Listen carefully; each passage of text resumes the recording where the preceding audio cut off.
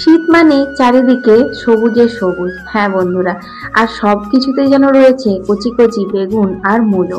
মূলো ভাজি বলো, মূলো দিয়ে ডাল বলো, বা মূলোর অন্যান্য রেসিপি বলো, সবকিছু যেন শীতকালে খেতে অসাধারণ লাগে। আজকে ভাবলাম এবছর শীতের স্পেশাল রান্না কিছু একটা করা যাক।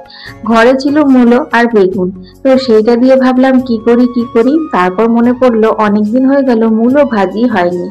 আজকে পাতলা করে কলাইয়ের ডালের সাথে মূলো ভাজি করা যাক। তারপর দেখলাম গাছে টাটকা টাটকা দুটি বেগুন হয়েছে, সেই বেগুনটা দিয়ে ভাবলাম শীতের স্পেশাল গুগলি করব আজকে।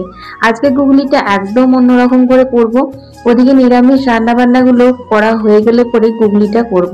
কলের জল নিতে নিতে মনে পড়লো মূলো ভাজি কিন্তু আমার রেডি হয়ে গেছে, ওটাকে কড়াই থেকে তুলে পালং শাক আর বেগুনটা করে নিলাম।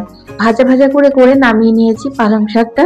তারপর কলাইয়ের ডালটাও বসিয়ে দিলাম, ভাতটা তো হয়ে গেছিল। এদিকে বেগুনগুলো ডুমো ডুমো করে কেটেছি, কাঁচা লঙ্কা কেটেছি, আলু সেদ্ধ করে নিয়েছি, পেঁয়াজ আর রসুন কুচিয়েছি। গুগলিগুলো ভালো করে ধুয়ে নুন হলুদ মাখিয়ে নিয়েছি। সরষের তেলে রসুন ফোড়ন দিলাম, তারপর দিয়ে দিলাম কুচানো পেঁয়াজ। পেঁয়াজ দিয়ে একটু নাড়াচাড়া করে এরই মধ্যে দিয়ে দিলাম হচ্ছে স্বাদ মতো লবণ। লবণ দিয়ে আর একটু নাড়াচাড়া করে গুগলিগুলো দিয়ে দিলাম।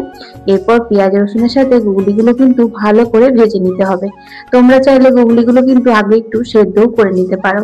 কিন্তু শীতকালের সবজি বলো, মাছ বলো, গুগলি বলো, সবকিছুই কিন্তু জলে ভরা থাকে। আলাদা করে সেদ্ধ করা না লাগেই না, কি সুন্দর সেদ্ধ হয়ে যায়।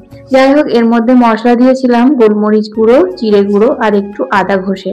তারপর কষিয়ে নামিয়ে নিয়েছি, স্নান টান করে নিলাম। আর ওই যে রান্নাঘরে মা খাবার বাড়ছে, এবার খাওয়ার পালা।